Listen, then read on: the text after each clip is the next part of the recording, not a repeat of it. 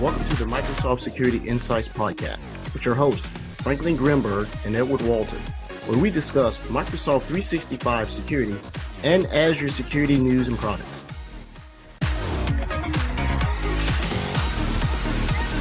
Recorded February 3rd, 2021, or December 62nd, 2020. Trying to get the numbers right? Good evening, Franklin. How are you? Doing great. I'm a little How about yourself? Today. I'm a little tired, man. I went to bed late, 10:30, and then I woke up at 3 because I figured out an issue with MCAS. To talk about a person with no life. And I was just going to write it down. I keep a notepad on the side of my bed. And then, but I said, let me just get up because I woke up. I woke up. And it might have been that the wind was blowing really hard down here and it stopped and something. So I came up and I was trying to figure out something in MCAS. So I got a pretty good story. So got a customer, and the customer's freaking out because every time the customer accesses a SharePoint site, MCAS says that the user is logging in from Mexico. Right? So I was like, what? So I'm thinking all the bad stuff. So I said, well, what are they doing specifically in SharePoint? Well, they're going to this library, a folder or whatever, and there are images in there. And I said, really? Yeah, they download a bunch of fonts and graphic images from the internet. So you didn't buy any stock. You just went and grabbed arbitrary images and put there. So yeah, I said, so my first thing I thought was, oh man, this is one of these, fun attacks, right? These Adobe Library fun attacks. So we tracked it down. So I did some, networking stuff and started doing some reverse lookups and, who is and all these things. So the IP addresses had either two source locations. They were terminating in Mexico, but in the tracking, it looks like some of them were in McLaurin, Virginia, and some of them were in Texas. Well, we couldn't figure out what it was. So the customer opened a ticket, and then Microsoft said, this is a VPN. Close the ticket. The customer said, impossible. These folks are all working from home. We don't allow them to use VPN whenever, and they're saying that they are logging in from Mexico. And I'm like, oh man. So we went through a bunch of stuff. So we opened up another ticket. And what it ended up being, and because I wasn't the primary guy, I got pulled in as an extra set of eyes. I didn't really troubleshoot it toward the very end. But what it ended up being is that it was a combination. Don't grab arbitrary images off the internet. Buy the stock images if you're going to put a corporate web page. Don't steal images, right? And then these images have things embedded into them where they may sometimes call, right? Because everything is not server side to you. This image was somewhere else, right? What it was is that because of the way they built their SharePoint site, when it called all the images to render, that image was being serviced and delivered super fast via Akamai, the CDN. And Akamai has servers all over the world. So it was going to what it was fastest to get to cache. Yeah. To cache. And that's what it was. So figured it out. But I thought about it on the hindsight and said, is there a way I could have caught this? So what we did was we didn't want to shut down the SharePoint library and move the file, disrupt business. So I said, you can go into IP address ranges in MCAS and put that whole site or range and say ignore when the customer was not against, like, we don't even know if this is benign or malevolent. You talk about make it trusted so you don't get alerts. I said, I'm just proposing a solution. Now here's the other solution, Mr. Customer. Block the IP address and see who yells. Well, we can't do that. I said, which one do you want now? So it ended up being that in MCAS, Microsoft Cloud App Security, for our listeners, there are a set of known IP cloud and service providers, and Akamai is one of them, right? But it doesn't list the IP addresses because Akamai owns thousands of IP addresses, right? But it says that this is a trusted known provider, and we understand the service that has come in, and we can map it. But it didn't map it to Akamai, and I don't know why. But we were able to figure it out and trace it down, and it was a Akamai edge server that was just trying to cache the content. So that was one of the interesting things I saw this week. Oh, and then I was on a session today where they were demonstrating, Sentinel hunting rules and everything. And there's a guy that was pretty sharp that was doing some KQL stuff. And his name was Brian Kent. Okay. And I won't see if I can reach out to him. I think he's a Microsofter. And see if I can get him on the show. He was writing some really cool queries for hunting with a bunch of join inner outer statements and bringing a bunch of telemetry in and give me access to an environment that's pretty cool.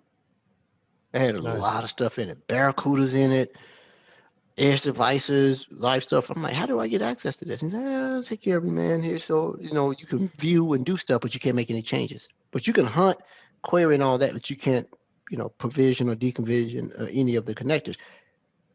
It is better than the two you and I worked in. Nice. So somebody has some money to be able to buy these services as though they're a real customer, right? I'm like, you guys got proof point in here? I'm like, yeah, we have a subscription. Barracuda, yeah, we got a virtual one. AWS, 2 full accounts. What resources?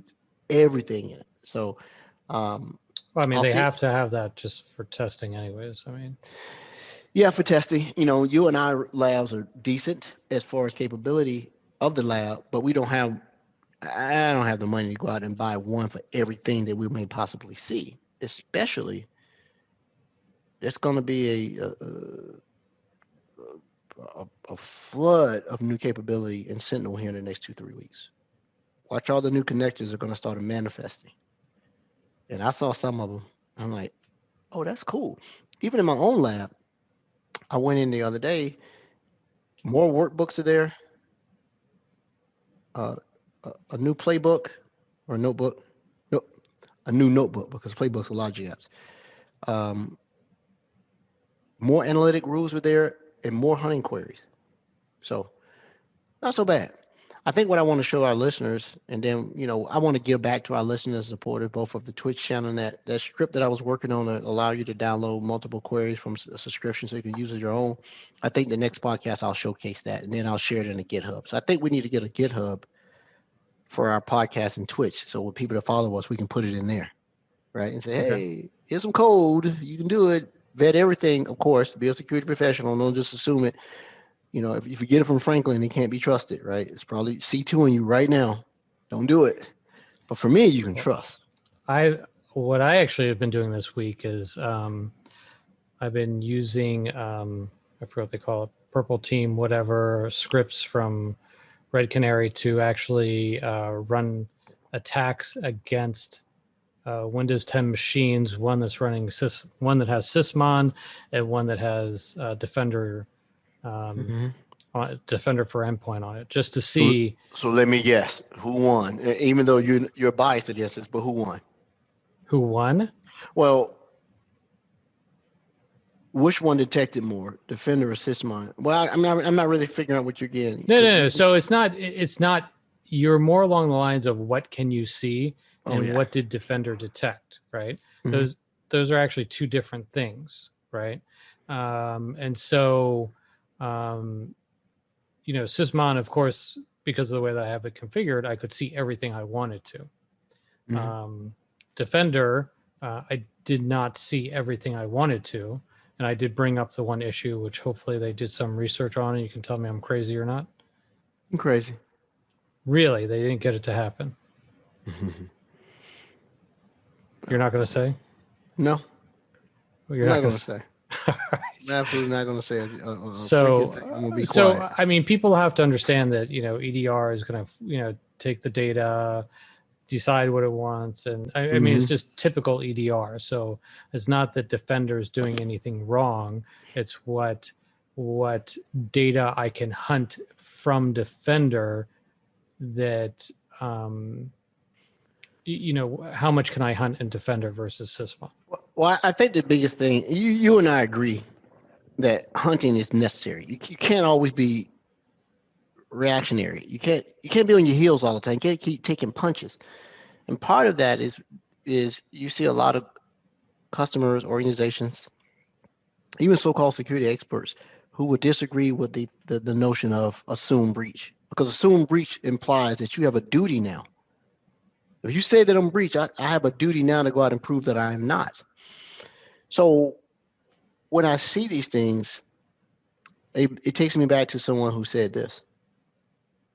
And I'll admit 6 months is much more robust about what you can get. You can get a lot. But collection is not detection.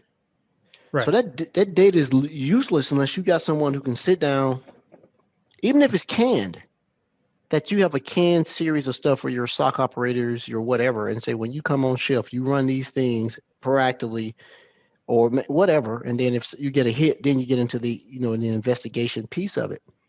But how many people can really do that? To this day, let's assume that the world is perfect and everybody has some type of security detection and all this, and they have a hunting capability on a uniform product. How many people really have a team or individuals that your job is to go hunt? They'll go, oh, we got an alert.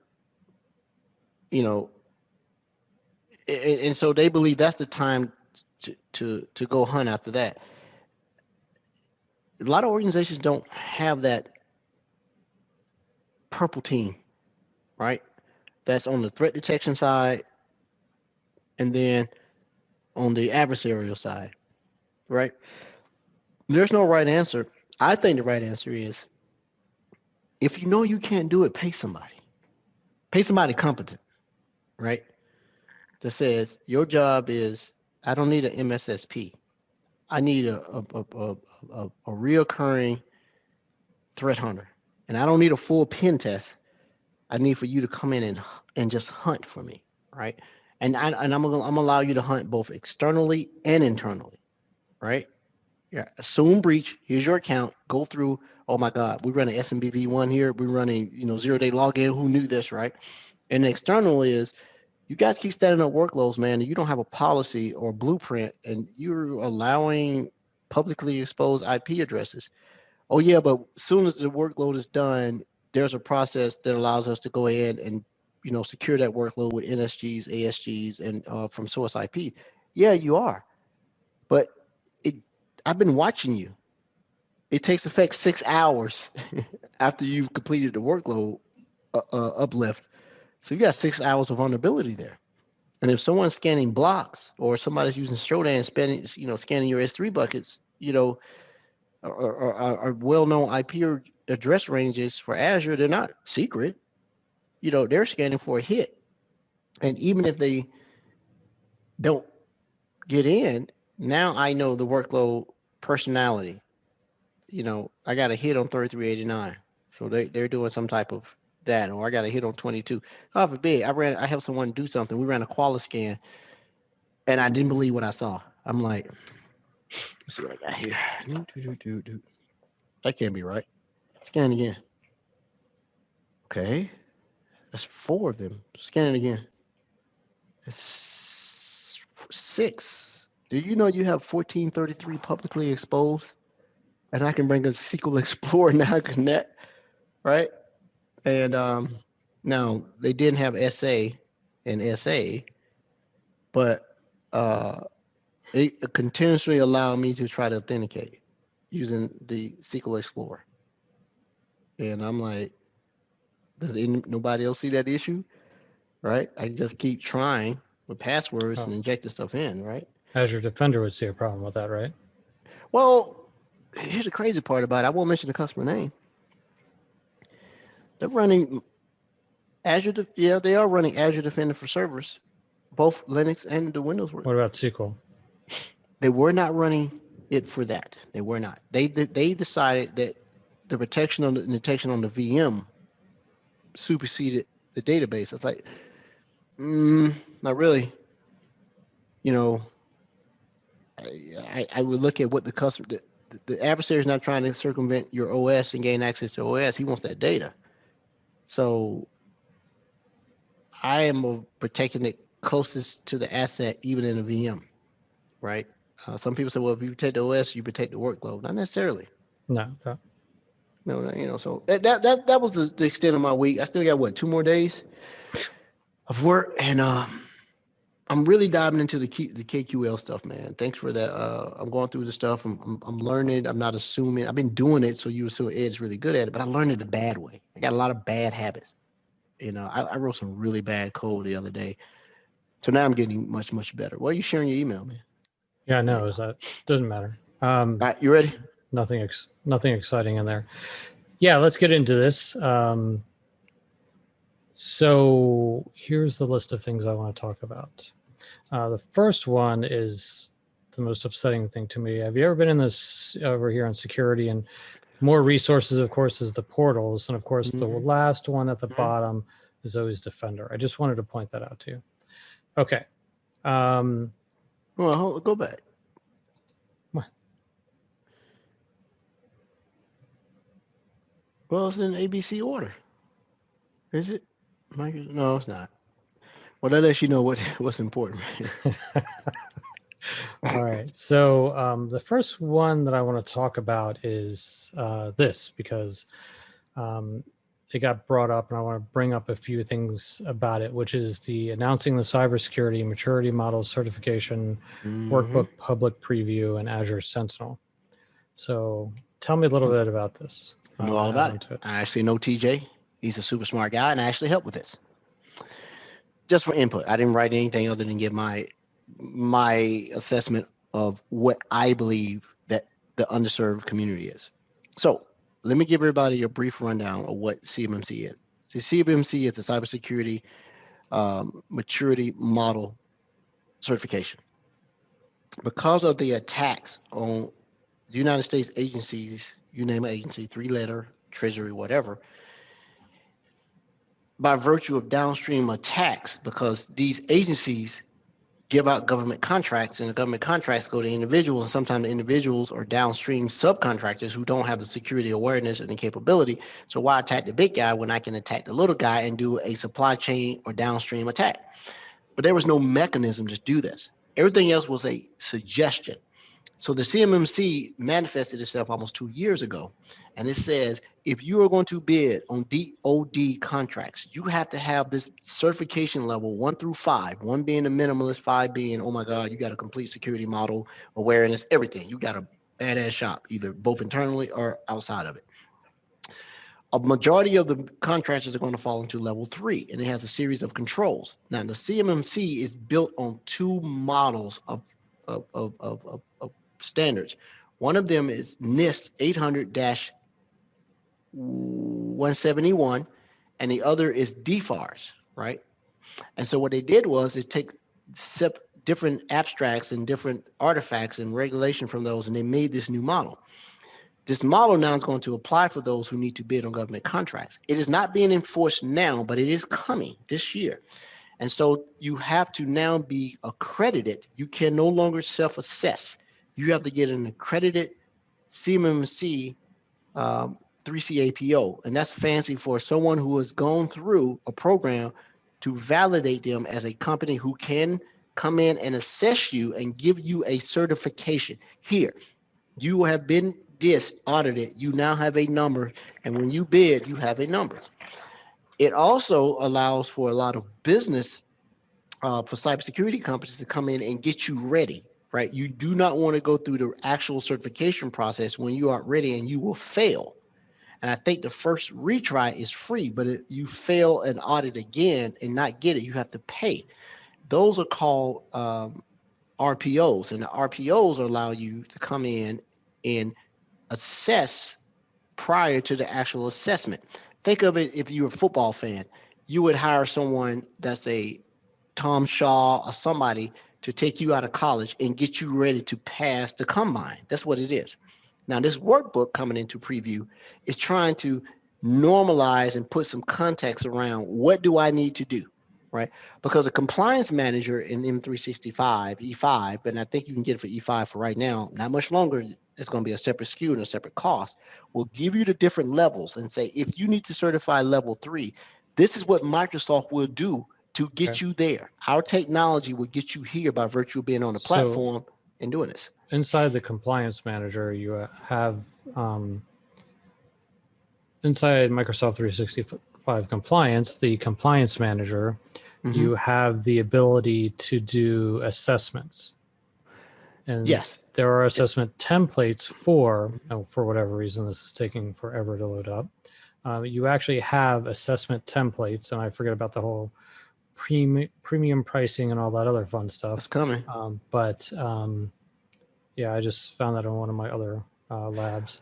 Well, so in there they have the CMMC level 1, 2, 3, 4, 5. 5. So how does this coordinate or compare to what's going on with Inside Sentinel? Because I'm just running the assessment. I think I was running this earlier.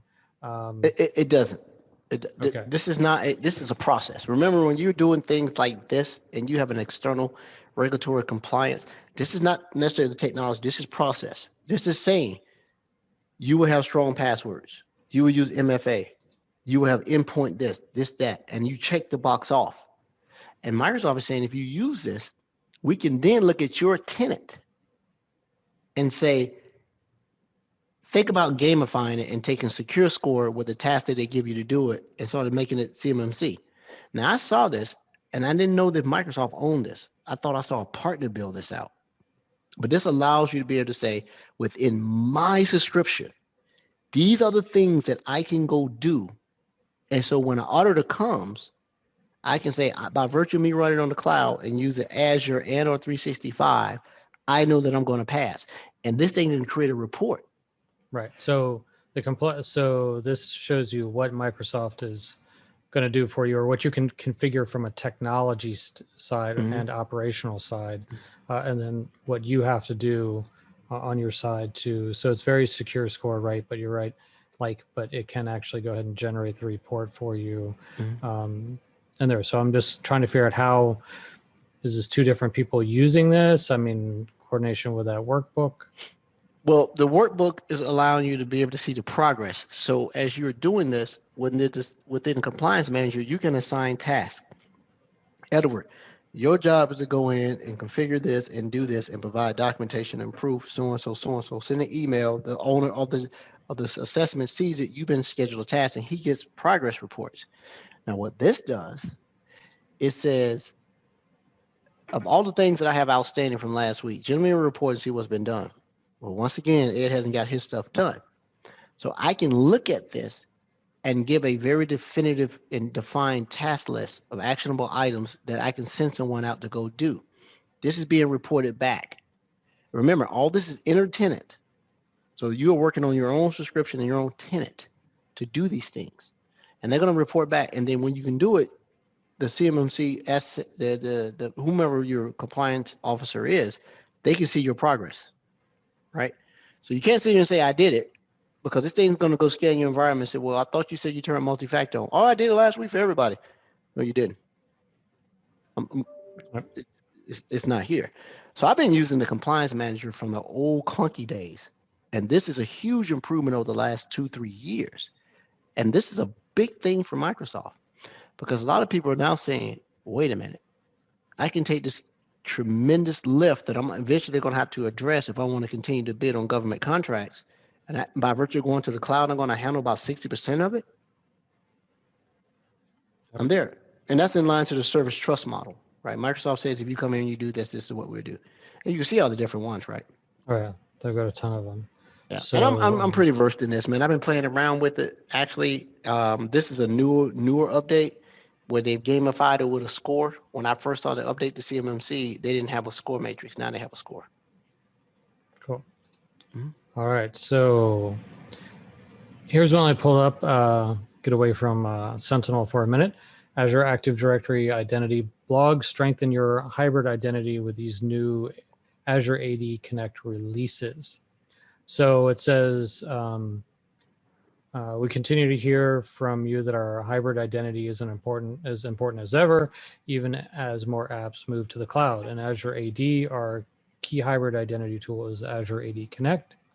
This comes in two flavors based on your use case: Azure AD Connect Sync, which lives on premise, and Azure AD Connect Cloud Sync, which is powered by the cloud. So first of all, what is Azure AD Connect? Well, I came from that infrastructure, and I've done more mailbox migration. So I'm asking you because I'm not trying to catch you here and you not knowing. I know that you know. Well, the AD Connect is a way to sync your on-premise directory to your Azure AD. right? Okay. They're going to be attributes, password write back, password reset, attributes population. If you're in Azure and you're doing a migration of sorts, email, whatever, or you're doing some type of hybrid model where you're blending between both, you got to have a way to be able to sync your cloud identities to your on-premise identity and be able to do write forwards and write backs. AD Connect is Microsoft's synchronization tool that allows you to store it on premise, which you have an AD Connect server. Okay. And to those who are doing this, look at me when I'm looking at you. You do not do AD Connect on a domain controller. That's the easy way. That is not best practice. That is bad, right? So Rod Put it on Trent says it's a trap. Why is it a trap, Rod? a trap. Man, nobody listen to Rod. Rod is always causing trouble. Listen here, troublemaker. But so now I've not used a cloud sync, which sounds to me like instead of you setting up a server, which should be a member server, right? And you put it inside of an Azure environment, so it, scalability, reliability, backup, it doesn't crash and burn. But I haven't really used AD Connect in a while. My lab, I have it syncing from my little mundane domain up to my other one, but in our lab, what I got, like 15 identities or something. Now, Alex is, if you've never met Alex, Alex is cool as a fan. When I was taking the SAN course in DC, they were having Identicon. Is that what that thing was? All things identity. I got to speak to him, man. He is super approachable. He's cool as a fan, right? Smart dude too, right? He's been at Microsoft a while, runs all these things. He's the one that takes a lot of hits too. When we're having, Azure ADs going down in regions and stuff, he's the one that's taking punches, and he gets out in front of it. So I got a lot of admiration for the gentleman, right? But it just strengthens your identity with these AD Connect releases. I don't know if this is in response to SolarWinds with ADFS and such. Like I said, I don't do the infrastructure. I think anymore. I think they're going GA with it. That's the point. Yeah. So, I mean, if you're taking any of the Microsoft certifications that deal with security or identity or anything like that, you're going to get to know Azure AD Connect for sure. Okay, let's move on. And you gotta play with it, because there are a lot of attributes, write forwards, write backs, things like that if you don't play with it, you can't fake it, right? Because you and I both taken the exam, the AZ 500, MS 500. They ask these very pointed questions, and the answer sounds so close that you can't fake it. You'll miss something like this attribute can't be synced because of so and so, right? So. Yep.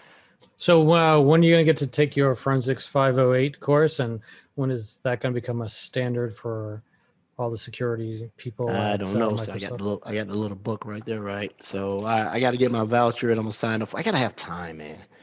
I don't get to work on a single product like Rod Trent, right? He gets to focus on this. That's all he does. I gotta cover you name it. Man, I found myself anyway. I don't know. I'll let you know when I do. You really need to take that week, and he just called you a crybaby, by the way. Rod just called you a crybaby. Yeah, I am a crybaby. I am a crybaby. Yeah, I mean, that's definitely a course that when you take it, you just want to turn off everything and focus on what they're teaching you. I think that for some of the reps, they might be like, "Hey, you're at this level," but I think it's you got to be that deep in the host to understand everything that's being bubbled up to you, and Sentinel and so on. Okay, yeah. So about a few Defender things. Well, I haven't read on this. I don't even know that gentleman. So they're extending threat and vulnerability management to more devices. Looks like they're sending TVM over to Mac OS. I really don't know how many people are utilizing TVM with inside Defender for Endpoint. I actually think it's a very important piece of the overall pie to Defender for the Defender platform to work with, especially the threat information that they provide here. So, yeah, so now they're adding it to Mac OS. If you've not worked with this, it's something that you should become much more familiar with in the future. I haven't. I can tell you when I tried to onboard that Mac back there, and the one I turned into a Linux box, the process was onerous, right? It's supposed to be much better now. I've seen some of my FSI customers want TVM. I don't know if this is because of industry. A lot of pharmaceutical companies use it, and I don't know if that's because of a particular protection mechanism that they do. Maybe because they use a lot of Mac machine. I don't know. I don't really get into I that. mean, So I'm. if you're using Defender for Endpoint, this is not costing you anything more, so you Mhm. should be using it and taking advantage of it. Well, the problem is this: within the Defender portal, right? And if we were to break the Defender portal down into thirds, hell, you can take this Azure Sentinel portal and break it down into thirds. Yeah, proof is in the pudding. Let me show you what I'm trying to convey. Well, here. once I actually get the unified portal, once I, But guess who has it in their environment? Yeah, you didn't even tell me. Okay. But you could take how many things there, all the way down to the settings. If I were to break this into thirds, each one of those could be a job role. So you just don't have either someone has to be dedicated to this, and how many people are going to run this proactively, and have an internal de facto SOC and investigation part. Everything from device inventory, which seems to be operation and endpoint management, to alert queuing, that SOC operated automated investigations, RR or pre-R, right? Right? Advanced hunting, definitely reports, line of business bean count and reporting up, partners and APIs, reusing capital investment and other technologies, threat amount, team, Right. that in itself right there. I mean, I think it's an incredible value, and you're right that there's different teams that can utilize this information and how a SOC analyst uses it during an investigation, or they're aware of new threats that have come out, and so on. So I think that it's I don't hear enough people talking about it, and so maybe that will change in the future. So let me tell you something else that I encountered. Go down to the very bottom. Go to settings. Go down to the very bottom. Actually, go into advanced settings at the top. Advanced. Which one? No, you go back to settings. This is settings. Looking for advanced configuration. At the top. Let's look a little different. What are you looking for with inside advanced configuration? Threat experts.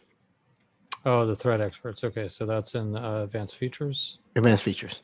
Right, so there's the threat experts. I actually had 4 customers this week. They buy this. You know how much this is per month? No clue. $96,000. We're probably gonna have to edit that one in. I think it's per month. If I'm wrong, my listeners tell me. Not per year, per month. Rod just said that he's in the wrong group. No. Oh, right. I'm like, you're kidding, right? And you get a certain amount of incidents to investigate and a certain amount of questions. And I thought that you could utilize Premier Support to do this. That's totally separate. So for listeners who don't know, if you have Premier Support and you have a security incident, you can use Premier Support for response, even Dart. I did not know that. Yeah. It'll get you going and get you into those things. I didn't know that. So when the customer came on and I just asked it, the ATS, I said, hey, how much is this threat? He said, $96,000 a month. I said, what? Like, yeah. And these are the things that you get. And you have to have 10,000 seats. You don't have 10,000 seats, you can't subscribe. I actually got to work with 4 customers this week that have this. And I don't know if that's an indication of something wrong, but $96,000 a month is some cheddar. That's $1 million a year, a little bit more. I mean, you got it, Frank. I don't have it. Yeah. Yes. I don't have it. All right, so here's the next one that's interesting here, which is the Windows Virtual Desktop support is now available for Microsoft Defender for Endpoint. Well, so I thought that these were the desktops were always spun up with Defender for Endpoint anyways. It wasn't. You and I had a podcast about this. Okay. Whether it was, you could spin it up and have Defender part of the desktop environment that's pushed down to the hardware. And then they did a preview and they added it to it. So this is just GA on something that we did last year on this. So it's just coming full circle. It's there now. I'm not a big Windows virtual desktop guy. I got buddies that are, and if I get lost, I call them. I'm like, hey, how do you do this right? And they're also my my autopilot buddies, and they know it very, very well. But this is nothing new. It's just support is available in general support now. That's all. So one of the things on my to-do list, which is definitely not as long as your to-do list, is looking at the forensics life cycle of Windows Virtual Desktop with anything that gets destroyed when things are recycled. So how can you go back and do the forensics analysis, root cause analysis for everything that's going on? Well, you dump it. You run a PowerShell script and dump the memory. You do a live investigation, do a copy. But so let's say the user doesn't know. You pick it up later on, and they've already cycled out of that machine. Well, unless the perpetrator has a foothold on the persistent machine, which is not WVB, it doesn't matter. You're going to lose the evidence to be able to track them down, but the threat has been neutralized with the destruction of the but then VM. you don't have the forensic. So did you lose anything? I've not spent time looking at how that impacts the forensics process. That's definitely on my to-do list. I think there's an option to have a history and version of spun up WVDs to say this WVD was spun up on Monday. Bring it back and let me look at it. Yeah, I mean, I like for like Defender for Endpoint, if something does, alert or whatever, then to do some sort of resource locking to make sure that you still have access to it. That would be nice if there's that sort of integration. I have not had a chance to look at it. Yeah, I got a good buddy, Josh Lanier over at Microsoft. He's heavy at this. So, drop an email, I can run it by him, right? But here's the other thing. Defender for Endpoint now supports Windows Virtual Desktop with up to 50 concurrent user connections for Windows 10 Enterprise multi-session listed here at Windows 10. Does that mean multi-session when someone is 50 the max you can do? Or is 50 the multiple sessions of a machine? Of a machine. That someone's RDPing into or something? Yep. Okay. Yep. I wasn't sure about that. That makes sense. Yep. Right. Well, that's so. Surprisingly, I had a short list this week. Anything else you got? It was on my thing that next week. Well, we got a guest next week. I'll have some topics. It's my turn, but I've been super busy, man. I'm trying to learn some stuff. Rod embarrassed me, and and a couple other guys. I mean, your KQL, God, man, it sucks, right? So, but I'm getting better. I saw some guys can get Rod to run for his money on some of these sessions I've been on. I'm like, oh, okay now. But it's just something to get into. And plus, I'm spread thin, and I'm not crying here, but I got a huge Azure. Azure Defender for Identity POC that I'm doing. And generally, those are like, oh yeah, why you need my help? This customer literally has. Now, is there really a thing called Azure Defender for Identity? Is it? Yeah, right. Isn't it? Was it Microsoft Defender for Identity? There you go. Yeah, I don't know. Here you go. ATA, how about that? How about that? There you go. Or Azure Advanced Threat Protection. There you go. That's it. There's two things like that. So that Azure Advanced Threat Protection, to our listeners who don't know what that is, turn it on and see what happens. You'll get a bill in the tens of thousands of dollars in your Azure subscription. Because this is watching storage accounts transactions. For Azure Defender for which one? Azure Advanced Threat Protection. Okay. It's not what you think. You can turn it on in Azure, and what it will look at transactions going into your storage accounts and key vaults. Look it up. Isn't that Azure Defender? No. There was a thing where a customer said, "Why did I get this $50,000 bill?" What'd you turn on? Do you have a Sentinel environment we look at? If you go and look at Azure Advanced Threat Protection, I know what it is from an M365 standpoint. Right. But there is something called Azure ATP. and it was looking at SQL databases, SQL PaaS services, and it was looking at storage accounts, all the transactions. And they got a bill. Yeah, you ain't got to take my word for it. I was on a call where people told me I want a credit because we didn't know what we turned on. I'm like, I don't know what you turned on either. But look it up. So Rod is saying that there's now a defender for footwear. pretty much. This is a defender for everything. You know, I tell you what though, we beat on Microsoft, man, but they're doing the right things. Oh, they did. They had a good quarter in security, I hear. Man, I think it was 10 billion. And that's just from threat experts. Probably, right?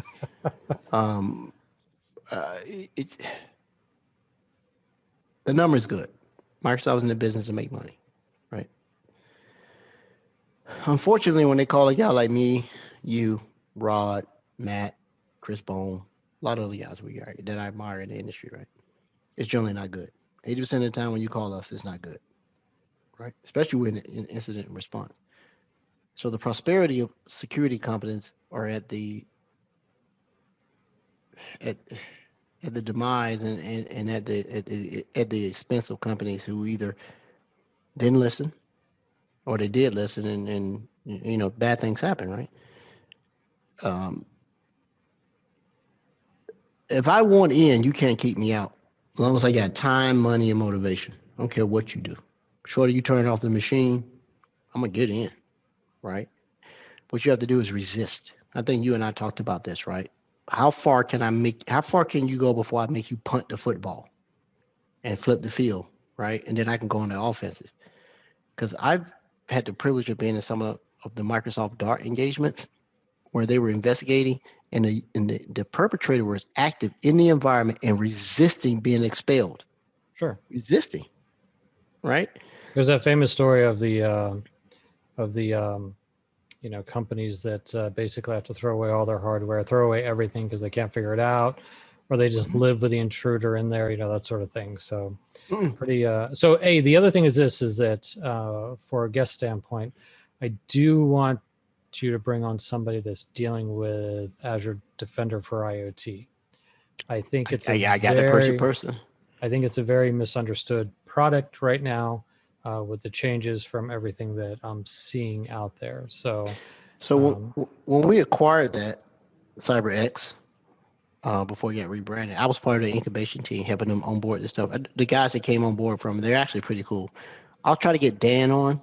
He does one of the best demos. Problem with it is, if you don't have any, PCL devices or anything you can do, we're playing with PCAPs, right? So we're playing with canned data. So I'm trying to buy one, a Siemens one, and get it set up. But it seems like people still look at Azure Defender for IoT as just, which was Azure Security Center for IoT, and they don't understand the full scope of the product. Am I right about that assumption? You're correct, because that's a lack of understanding of operational security, right? But if not Dan from the IoT team, which is part of CSG, SSA's up here, we'll find someone from an industry. I know a couple of CISOs in some energy places, right, that have IoT devices and things like that for generator maintenance and stuff like that, and turbine spins and stuff. And they'll tell you the type of threats that they're seeing. But I can get someone on, right? Because Dan does an absolutely great job at presenting it. But if you try to lab it up, it's one of those things that's hard to lab up unless you can buy a device that can actually feed into it. And they're not cheap. Right. And I can probably find a good one for about $600-700, a Siemens PCL 7 or something like that. And I thought about investing into it. I'll see about it. Once you got it set up, it's pretty mundane. You just do a couple of things and make it activate and talk back. But let me talk about this here. It's an enterprise product. So there are use cases for it at SMB or at home, right? Don't you want to monitor your baby monitor, right? Isn't that your toaster? Sure. My refrigerator that was talking out the other day, my Samsung, because I have a Cisco Meraki, I flip firewalls. I have like 4 firewalls. So I have a little schedule that flips the outgoing gateway every so often. so that the gateway that used to be on the entry point is not the same firewall, right? And that's I just did that to do testing. But I'm a big proponent of I'm not I'm not I'm not so much concerned about what comes into my environment and what talks out, right? So when I bring up my Meraki, I look at stuff, and then I bring up my Fortinet, and I look at stuff, and then I bring in my Palo Alto, and I look at stuff. I bring in my Cisco ASA, and I look at stuff. I bring in my Sonnet Wall, and I look at stuff. And then I bring up my Cisco 850 with the firewall feature set, and I look at stuff. So I can dump those logs into a spreadsheet and merge them together and start seeing. And you'll be surprised what one firewall will catch, what the other one will not, right? So I can't wait till my data center is being built. We have Kavik the Husky said that surprised Edward does not have a small reactor with ICS powering his lab and monitors. It's actually in my chest. In your chest, there you go. I'm just a geek, and Frank, you'll tell me, you'll tell all our listeners that if you need a piece of hardware, because I came from a bunch of hardware resellers, you tell me, hey, Edward, I need this firewall because I'm trying to get this syslog itself. Let me know, I'll send it to you. I've given away dozens of firewalls, literally. I remember the MCAS team at Microsoft had no firewalls. I sent them like a box of firewalls, Cisco, Meraki, all this stuff with license. I said, you can have it. I'll send you something. You know, you're a friend of the show. Just let me know what you need, so that way, if you're trying to capture a syslog or you're trying to just, you know, have something that's just not, you know, the atypical AT&T router or something, you hit me up. I'll send you something. Nope, you know, fully licensed, whatever else, man. I love helping other people lab out. And then if I know you have it, I may take it out of my lab. Yeah. So I can hit you up and say, hey, Frank, I need a quick favor, man. Can you show me something in your lab? Because I know you're running this, right? So last thing that I want to bring up is the registration for Ignite is open. So guess who's presenting? Yeah, that's why I'm bringing it up. So okay. What I might do is do a watch party on Twitch here, so then we can troll you while you're doing your presentation. That's when I'm not telling you what session I'm presenting on. You're not trolling me, brother. So, I'm doing it. I learn a lot because I'm moderating 4 Sparks in Microsoft Sparks going on right now. So someone reached out to me for Ignite, and I do that. And I do GMA, which is Microsoft EDU Summit up in Redmond. I used to do it. I love helping out EDU. I got to get hot and heavy on this. I got stuff I got to get done. I do it because I never got accepted to RSA. Every time I submit it, like, you suck. You can't come here. Is that right? So, but that's it. Yeah. So I actually did, so for some Microsoft people, I ran a backdoors and breaches card game for them last Friday for an hour, dealing with incident response. So maybe we'll do that one night also on here. Who, you and Nathan Swift? Yep. Oh, cool. You guys invite me? We were purposely left off. I told Nathan to invite you, but he said, nope, not going to happen. It's too critical. Plus I'm too good, right? Yeah, we'll see. So maybe we'll do that one night also and get. I'm just busting your chops, man. I know you guys were really trying to do it. I'm not in that arena. You guys are you guys are pen testers, right? I'm a novice. You've seen me try that. Yeah. So backdoors and breaches is all about incident response and all the different technologies and dealing with incident response. So we'll do it. Well, let me get through the 508 course. I'll combine that with the SANS 555 course. What was the 555 course? Advanced? You don't have to take it so serious. I mean, it's just a card game. Man. Just have fun with it, you know? No, man. Don't leave me out. Don't tase me, bro. Don't tase me. So I got to get this course done too. But I tell you what, though, everybody's at Microsoft who's struggling to get their TSIs done. You got to either get past the AZ 500 or MS 500 are struggling. Luckily, I crossed that bridge last year. It was painful. It took me a couple of times, but I blew it out the water at the very end, right? And one last thing I want to talk about. Don't you have an announcement? Isn't something big happening tomorrow on the 4th? We'll talk about that next week. Okay, we'll talk about it next week. All right. Well, to our listeners, thanks. And if you're on this podcast and you need some piece of equipment, you need an edge device or firewall or proxy or something, hit Ed up. I came from that. I came from Lars and resellers and VARs, and I gave away a Palo Alto 500 the other day because it's just so loud in your house, right? And I gave the guy 1 year license. I said, once you're done with it, you're gonna have to buy the license. The license costs more than the hardware. Right? The license is mad expensive. So yeah, so we have a comment about the MS500. So yeah, I mean, and also you have to realize that they're actually updating the exams like every single 2 months right now, and they're also updating the objective domain. So I better get my $1,400 stimulus check. So yeah, I mean, you exam MS500. So yeah, I mean the let's see if they mention it here. The content of the exam was updated on January 27th, 2021. Mm-hmm. And then they talk about the, so this was for the MS500. I think they did the same for AZ500. Mm-hmm. Not that I have anything to do with this. Yeah, so I mean,